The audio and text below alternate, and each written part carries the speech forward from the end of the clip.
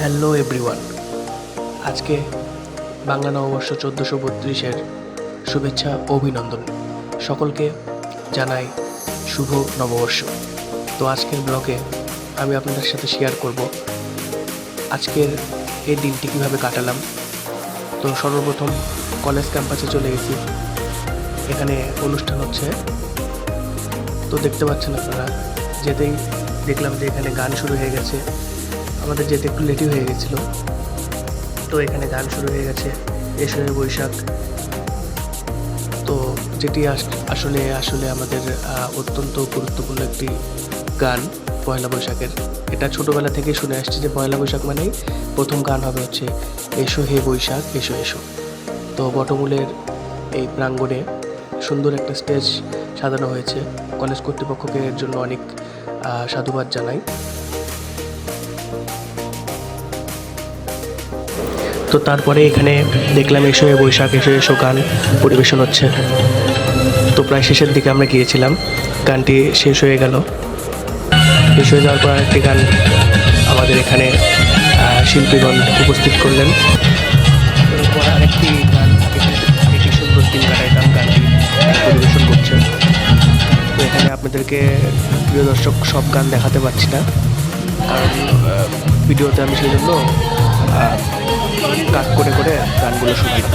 তো এরপর আর কি গান শুনতে শুনতে একটু ভেতরের দিকে যাওয়ার চেষ্টা করছি। আমাদের মূল ভবনের ভেতরে যাচ্ছি, দেখি তো বাইরে অনেক তো সুন্দরভাবে সাজিয়েছে তারা, এবার ভিতরে কি করেছে দেখি। তো বাহ, এখানে একটা ইউনিক আলপনা দেখতে পেলাম, যেটা সম্ভবত রসায়ন বিভাগ থেকে দিয়েছে। এটা একটা সুন্দর আলপনা। বাহ, পাতা রাঙ্গিকে আলপনাটা করেছে, লাল হলুদ সবুজ নীল আকাশি সাদা অনেকগুলো কালার দিয়ে রঙগুলো করেছে, খুব সুন্দর লাগছিল। তো সেটা দেখতে দেখতে আবার উপরের দিকে উঠতে থাকলাম। উঠতে এখানে দেখলাম দোতলাতে চলে আসলাম। তো আমার মতো যারা একটু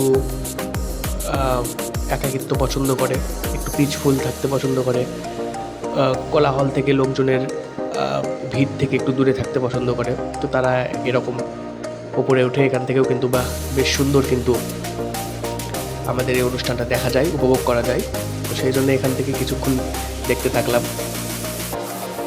দোতলার এই জায়গায় দাঁড়িয়ে দেখলাম অনেকক্ষণ ধরে অনেক সুন্দর সুন্দর গান হচ্ছিল।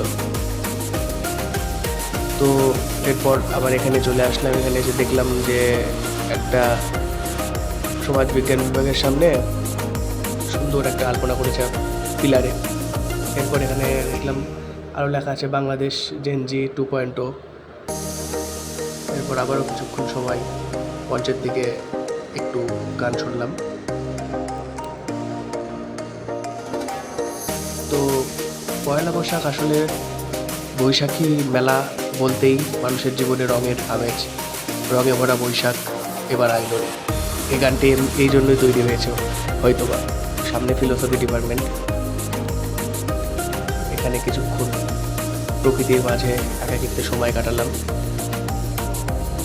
তো সবাই যেখানে ফ্রেন্ড সার্কেল নিয়ে ঘুরছে, মজা করছে, পান্তা ইলিশ খাচ্ছে, সেখানে আমরা একটু আলাদা। তো যাই হোক, সেই জন্য হয়তো যাদের পেইন, যাদের ক্ষতটা যত বেশি, এই জন্য তারা ততটা শান্তিপূর্ণ জায়গায় থাকতে পছন্দ করে। এটা আই থিঙ্ক, আমার মনে হয় সবার ক্ষেত্রে নাও হতে পারে। তো এখানে কিছুক্ষণ সময় কাটালাম। কিছুক্ষণ সময় কাটানোর পর বেশ ভালোই লাগলো। প্রকৃতির সেই নিরিবিলি হাওয়া, কোথাও কোনো দূষণ নেই, ভালোই লাগলো। এরপর ভাবলাম যে দেখি নিচের দিকে যাওয়া যাক। যাওয়ার আগে দেখলাম আগে, এরপর আস্তে আস্তে নিচে নেমে আসতেছি।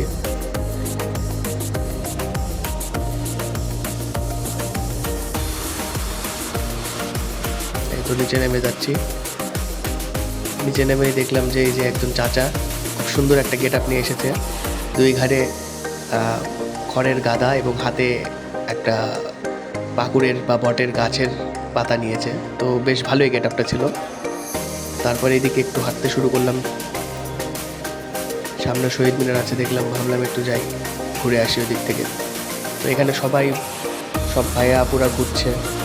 আপুরা বিশেষ করে লাল লাল শাড়িটা সবাই পরেছে, লাল সাদা, যেটা আর কি পয়লা বৈশাখের যেটা মূল ড্রেস, লাল সাদা।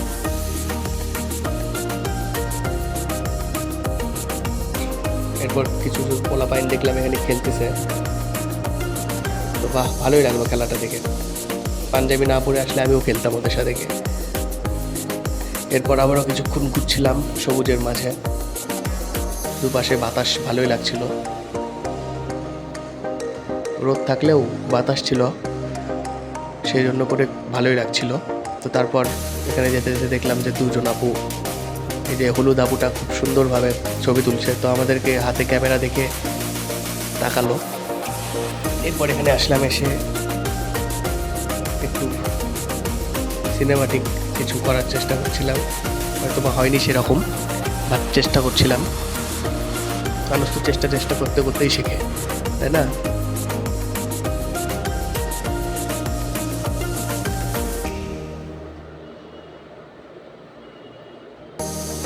ব্যাস, আমার এই সিনেমাটিক করা হয়ে গেল। এবার বাড়ির দিকে যাওয়ার পালা। তারপরে এই যে যাচ্ছি আমরা আমাদের অধ্যক্ষের বাসভবনের সামনে দিয়ে, যেখানে সুন্দর একটা আলপনা দিয়েছে আমাদের কলেজের স্টুডেন্টরা। আমরাও স্টুডেন্ট, তবে হয়তো বা এটা জুনিয়ররা দিয়েছে। আকাশি, লাল, হলুদ, সাদা, কমলা, বিভিন্ন মাল্টি কালার দিয়ে করেছে, বাট অল ওভার কাজটা অনেক সুন্দর লাগছে দেখতে।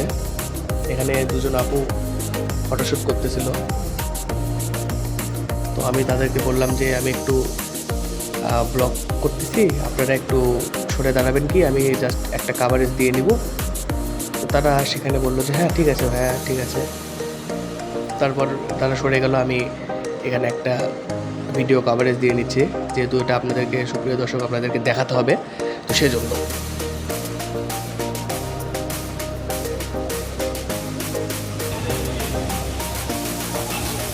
তো আমার ভিডিওগুলো যদি আপনাদের ভালো লেগে থাকে, প্লিজ লাইক অ্যান্ড সাবস্ক্রাইব করে পাশে থাকুন।